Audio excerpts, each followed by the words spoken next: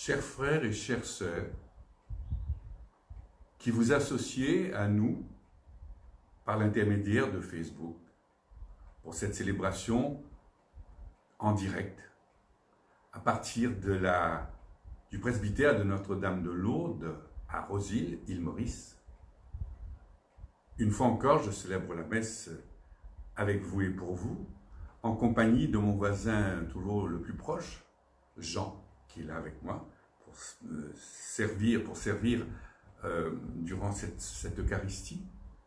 Donc, bienvenue à vous tous et à tous ceux qui demeurent ainsi en communion avec nous, en ce temps de difficultés, de manque, de crise. C'est bon de multiplier les occasions d'être en communion les uns avec les autres, d'être présents les uns aux autres. Alors, je suis heureux de me rendre ainsi présent à vous, et surtout de rendre dans cette célébration le Christ présent au cœur de nos épreuves. Au nom du Père, du Fils et du Saint-Esprit. Amen. La grâce de Jésus, notre Seigneur, l'amour de Dieu le Père, la communion de l'Esprit Saint, soit toujours avec vous. Et avec votre esprit. Préparons-nous à célébrer cette Eucharistie en commençant par reconnaître que nous pouvons toujours compter sur la miséricorde et la compassion du Christ, qui s'est manifestée surtout en ces temps de carême et en ces temps qui nous préparent à la Semaine Sainte, dans quelques jours. Eh bien, tournons-nous vers le Christ, disons-lui notre confiance et surtout à quel point nous comptons sur sa miséricorde et son pardon en ces temps d'épreuve. Seigneur Jésus, envoyé par le Père pour guérir et sauver les hommes, prends pitié de nous. Prends pitié de nous. Ô Christ, venu parmi nous, pour nous libérer de la mort et du péché, prends pitié de nous. Prends pitié de nous. Seigneur, plus fort que la mort, qui nous ouvre les chemins de la vie éternelle, prends pitié de nous. Prends pitié de nous.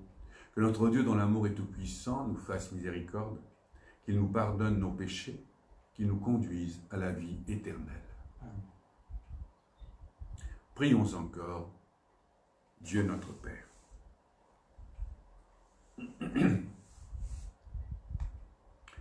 Père très bon, par cette Eucharistie qui nous rassemble ce soir, éclaire le cœur de tes fidèles, qui se purifient dans la pénitence en ce temps d'épreuve, en cette quarantaine de carême.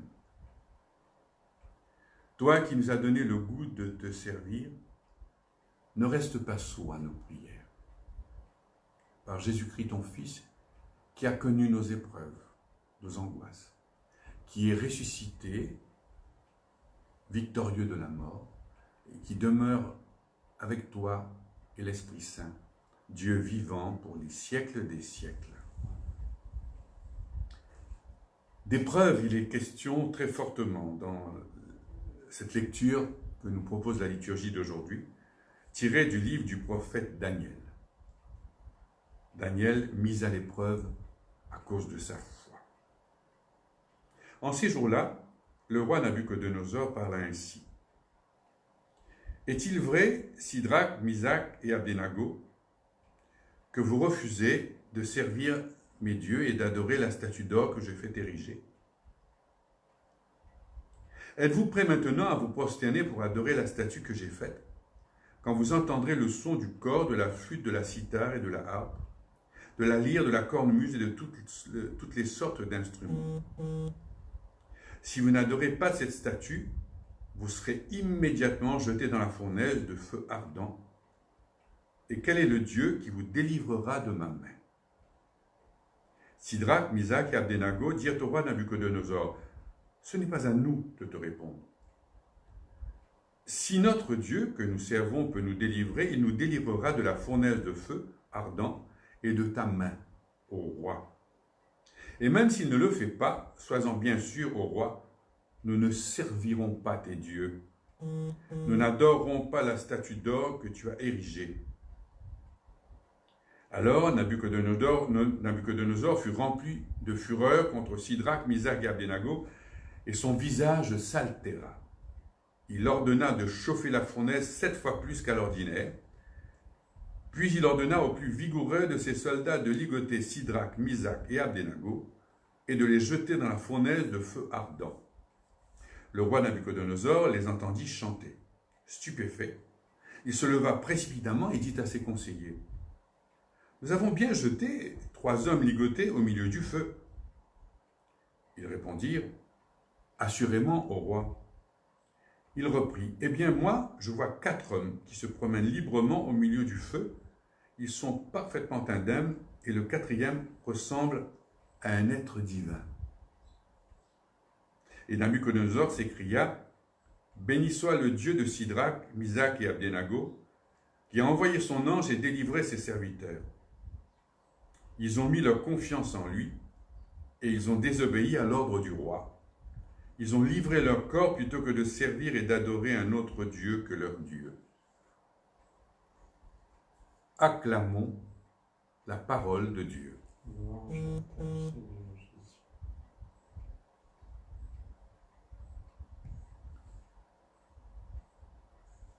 Peut-être pouvons-nous ensemble, là où vous êtes et moi ici, avec vous, prendre ce refrain de louange. À toi, louange et gloire éternellement. À toi, louange et gloire éternellement. Béni sois-tu, Seigneur, Dieu de nos pères. À toi, louange et gloire éternellement. Béni soit le nom très saint de ta gloire. À toi, louange et gloire éternellement. À toi, louange et gloire éternellement. Béni sois-tu dans ton temple saint de gloire. À toi, louange et gloire éternellement. Béni sois-tu sur le trône de ton règne. À toi, louange et gloire éternellement. Béni sois-tu, toi qui sondes les abîmes. À toi, louange et gloire éternellement. À toi, louange et gloire éternellement. Toi qui sièges au-dessus des kéroubim, à toi louange et gloire éternellement. Béni sois-tu au firmament dans le ciel, à toi louange et gloire éternellement. À toi louange et gloire éternellement.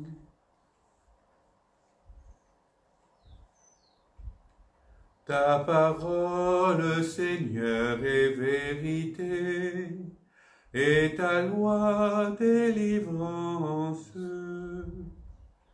Ta parole, Seigneur, est vérité, et ta loi délivrance.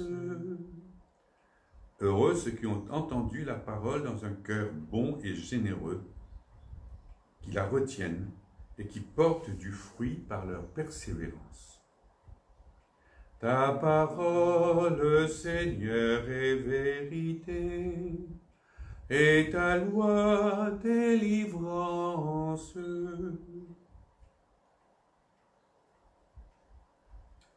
Le Seigneur soit avec vous. Et avec votre esprit. Évangile de Jésus-Christ selon saint Jean. Gloire à toi.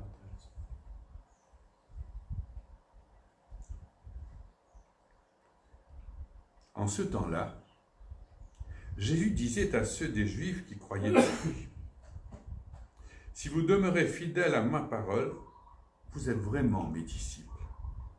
Alors vous connaîtrez la vérité, et la vérité vous rendra libre. » Ils lui répliquèrent : « Nous sommes la descendance d'Abraham, et nous n'avons jamais été les esclaves de personne. Comment peux-tu dire : vous deviendrez libres ? » Jésus leur répondit : « C'est vrai, je vous le dis, qui commet le péché est esclave du péché.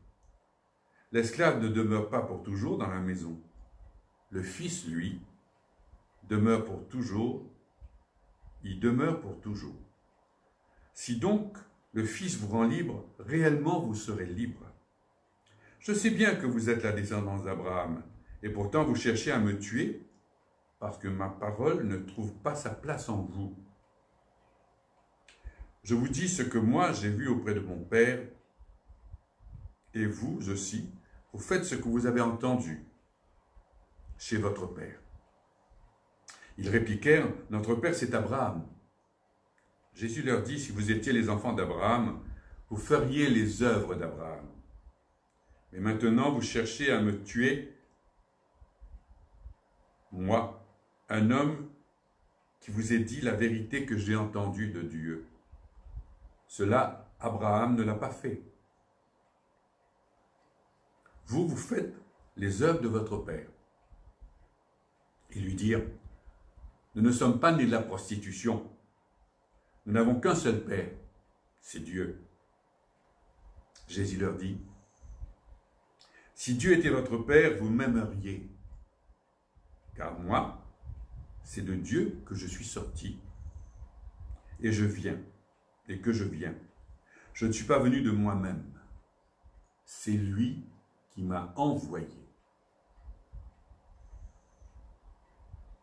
Acclamons la parole de Dieu. Louange à toi, Seigneur Jésus. Les lectures que la liturgie de l'Église nous propose ces jours-ci soulignent de plus en plus intensément ces derniers conflits entre Jésus et les détenteurs de la loi qui se croient justes par leur conviction personnelle, parce qu'ils reposent sur la loi. Ils ont la certitude d'être justes et qui refusent de se laisser remettre en question. Et ils iront pour cela, pour bien camper dans leur zone de sécurité, aller jusqu'à vouloir détruire, effacer de la terre celui qui menace ainsi leur sécurité, même, non seulement matérielle, même religieuse ou spirituelle. Ça devrait nous parler ces jours-ci. Nous qui sentons glisser sous nos pieds tant de terrain qui assurait notre sécurité. Ces jours-ci, en préparant les textes de cette Eucharistie, en allant chercher sur mon téléphone cellulaire, je devais naviguer entre plein de pages envoyés par les amis, les amis, les correspondants de toutes sortes, pour donner des conseils en ceci, des conseils en cela, des recommandations spirituelles, des recommandations pieuses, religieuses, bibliques, et même des recommandations, j'allais dire, tragiques, inquiétantes, affolantes, comme si, terrifiantes même, pour nous rappeler certaines prédictions, comme si nous n'étions pas assez en sécurité et qu'il fallait encore un peu plus nous faire peur pour nous remettre sur le droit chemin et accepter d'être remis en question et revenir loin de nos égarements. Oui, c'est curieux ce que nous vivons en ce moment. Chacun y va de son couplet, et tout cela dit bien comment chacun de nous essaye, tant bien que mal, de retrouver des réponses à des questions qu'on avait laissées de côté depuis longtemps. Parce qu'on s'était appuyé sur d'autres sécurités, ou bien tout simplement parce qu'on n'avait pas pris le temps de réfléchir. Ces questions ne se posaient pas à nous, on se contentait de vivre et de passer d'une envie à l'autre, d'une consommation à l'autre, d'une satisfaction à l'autre, en courant sans cesse après les satisfactions de plus en plus pressées, envahissantes, aveuglantes. Et puis tout cela s'arrête. Et là, nous sommes en confinement. Et nous n'avons plus comme lien pour nous relier les uns aux autres, ces petits échanges SMS et autres. Alors c'est intéressant, ça nous permet enfin peut-être d'être en contact avec d'autres, parce qu'on s'est rendu compte aussi que très souvent, ces fameux moyens de communication au lieu de nous mettre en contact avec les autres, nous isoler les uns les autres. Bien au contraire. Combien de fois n'avons-nous pas vu dans des groupes où nous étions, on ne se parlait plus, on sortait son téléphone et on passait des heures sur son téléphone alors que l'autre était en face de nous, lui aussi avec son téléphone. Et puis voilà que brusquement, nous nous appelons, nous nous interpellons. Et nous nous envoyons des messages de réconfort. Mais encore une fois, un petit peu perdu au milieu de tout ça, il y a aussi tous les autres messages qui passent. Et au milieu de tout ça, je viens vous dire ce soir, toujours en utilisant ce même téléphone, puisque là, cette célébration, cette messe que je célèbre, elle vous parvient grâce à mon téléphone qui est là planté devant moi, qui sert d'une manière tout à fait étonnante de communication, de communion avec vous. Et je viens avec vous ce soir avec cette parole où le Christ vient nous rappeler le prix qu'il doit payer pour être l'essentiel de nos vies.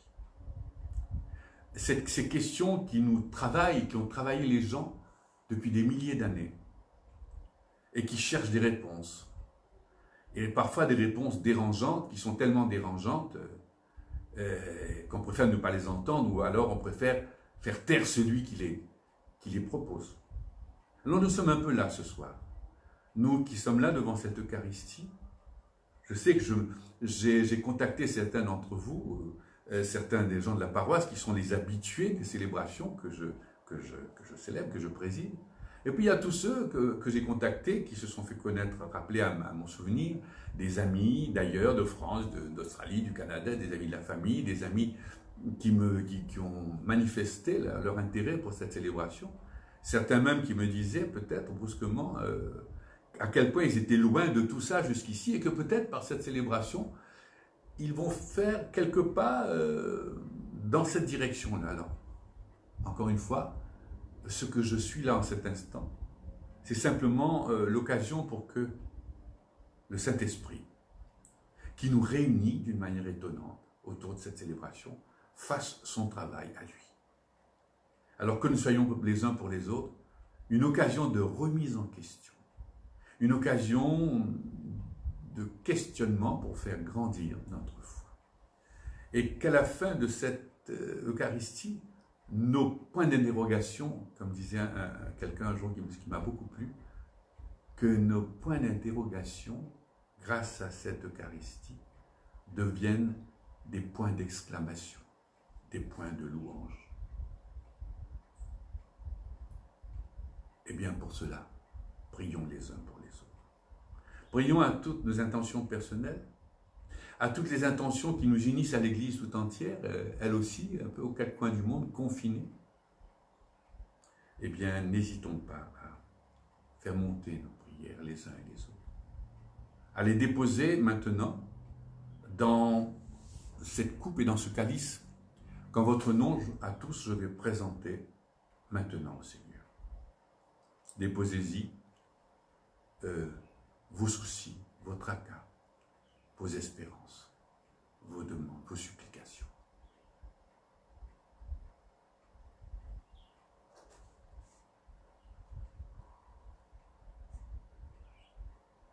Tu es béni, Dieu de l'univers, toi qui nous donnes ce pain, fruit de la terre et du travail des hommes.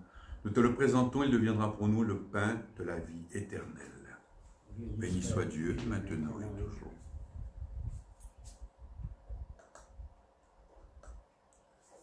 Tu es béni, Dieu de l'univers, toi qui nous donnes ce vin, fruit de la vigne et du travail des hommes. Nous te le présentons, il deviendra pour nous le vin de la joie éternelle. Béni soit Dieu, maintenant et toujours.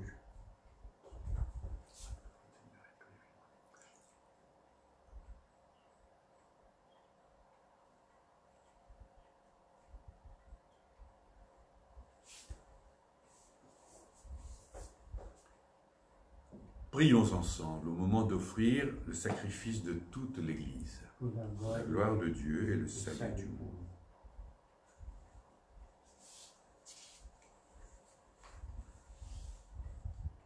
Accepte, Père très bon, les présents que nous voulons te consacrer, avec l'offrande de nos vies, de nos prières. Tout vient de toi. Et nous t'offrons ce que nous avons reçu de toi pour ta plus grande gloire et pour qu'ils assurent notre guérison par Jésus-Christ ton Fils, qui est vivant avec toi et avec nous pour les siècles des siècles. Le Seigneur soit avec vous. Et avec votre esprit. Élevons notre cœur. Nous le tournons vers le Seigneur. Rendons grâce au Seigneur notre Dieu. Cela est juste et bon. Oui, vraiment, il est juste, il est bon de te glorifier, Père très bon, en tout temps, mais plus encore en ces temps de carême, où par la pénitence, nous sommes invités à revenir à l'essentiel. En cela, nous prenons la route de Jésus, qui nous a conduits au désert pour retrouver cet essentiel, pour retrouver les questions qui aujourd'hui encore, au cœur de nos épreuves, sont plus vivantes que jamais. Et c'est Jésus qui s'offre à nous comme la réponse, qui peut combler nos questionnements et nos attentes. Voilà pourquoi, en ce temps d'action de grâce, avec tous les vivants qui sont auprès de toi, avec les hommes et les femmes de notre terre en prière, ensemble nous te disons d'une seule voix. Saint, Saint, Saint, le Seigneur, Dieu de l'univers, le ciel et la terre sont remplis de ta gloire.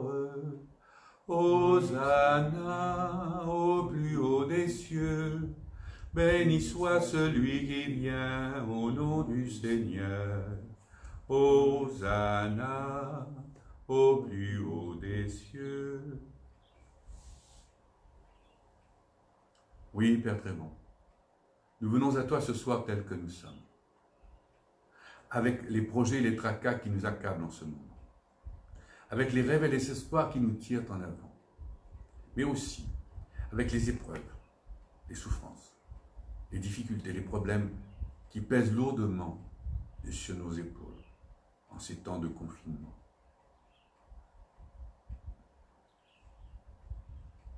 Oui, nous venons à toi, tels que nous sommes.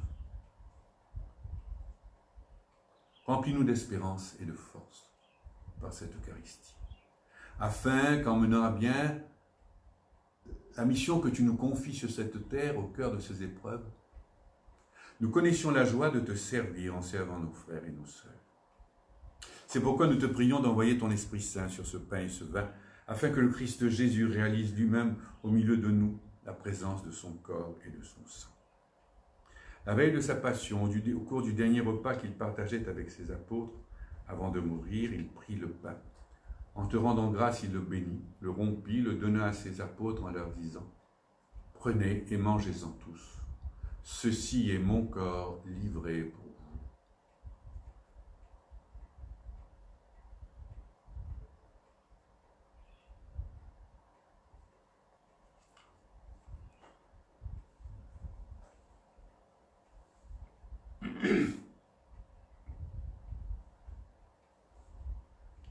De même, à la fin du repas, il prit la coupe remplie de vin, de nouveau il rendit grâce, il la donna à ses disciples en disant « Prenez et buvez-en tous, car ceci est la coupe de mon sang, le sang de l'alliance nouvelle et éternelle, qui sera versé pour vous et pour la multitude en rémission des péchés. Vous ferez cela en mémoire de moi. »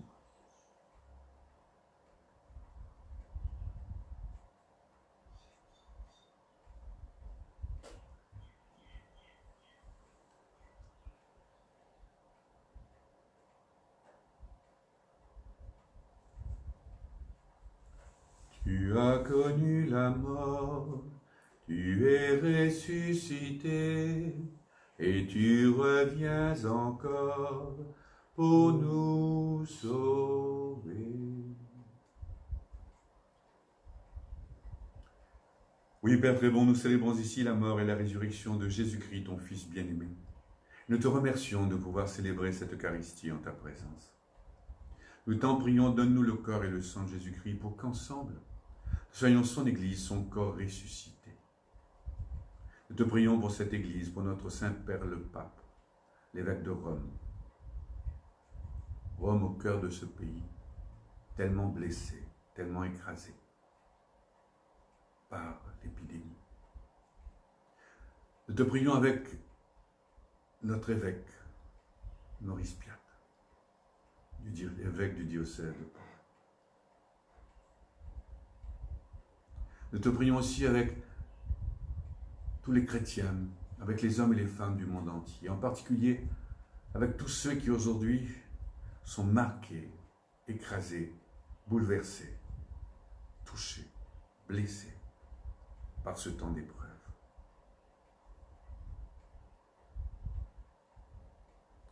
Nous te prions aussi, Dieu notre Père, pour tous ceux et toutes celles qui ont quitté cette terre, les morts de nos familles, en particulier les victimes de cette épidémie qui touche l'humanité tout entière.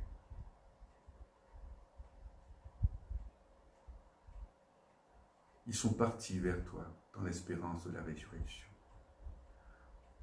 Reçois-les dans cette fête éternelle que tu nous prépares, avec la Vierge Marie, la bienheureuse Mère de Dieu et notre Mère à tous, avec Saint Joseph, son époux, avec les apôtres et les saints qui ont vécu dans ton amitié, par Jésus-Christ, ton Fils bien-aimé.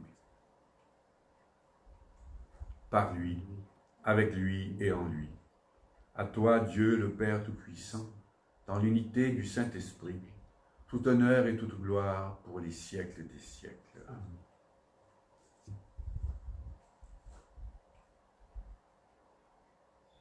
Comme les enfants d'un même Père, rassemblés dans un même esprit, l'esprit de Jésus qui fait de nous les fils bien-aimés du Père.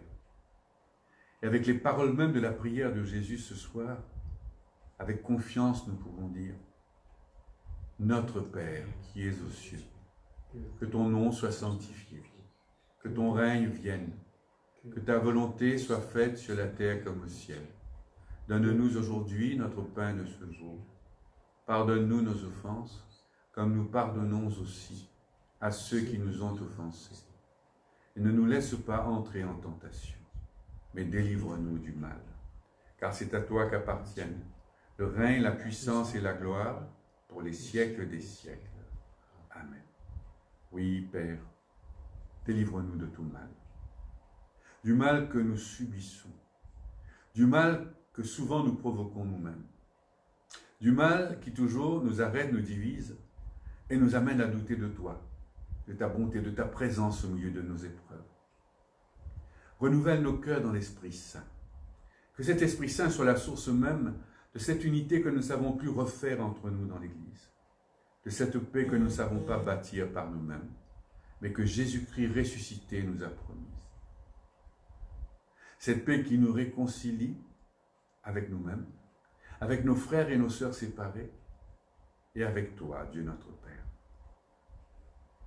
Cette paix que seuls connaissent tous ceux et toutes celles qui savent aimer, non pas avec un cœur arrogant et fier, mais avec un cœur de pauvre, un cœur de mendiant, un cœur de serviteur.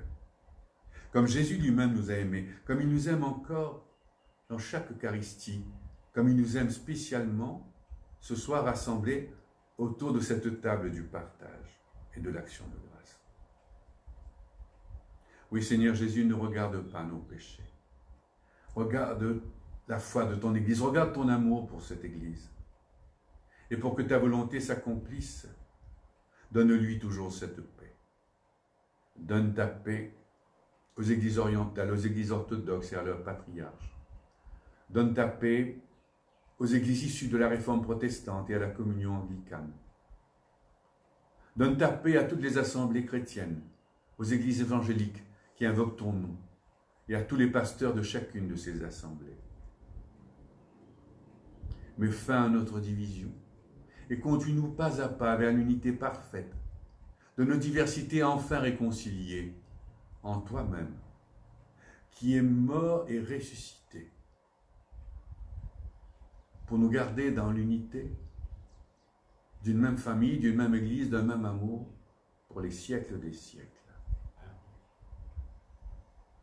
Que la paix du Seigneur soit toujours avec vous. Et avec votre esprit. Frères et sœurs, vivons en paix dans l'amour du Christ.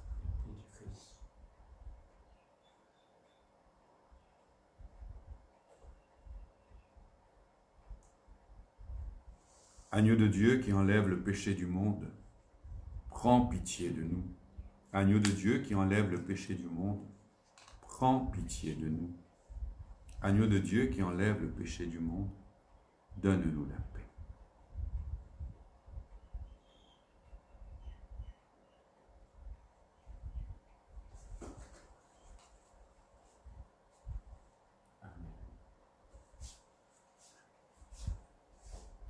Heureux les invités au repas du Seigneur. Voici l'agneau de Dieu, Jésus-Christ ressuscité, celui qui enlève le péché du monde. Seigneur, je ne suis pas digne de te recevoir. Dis seulement une parole, et je serai guéri.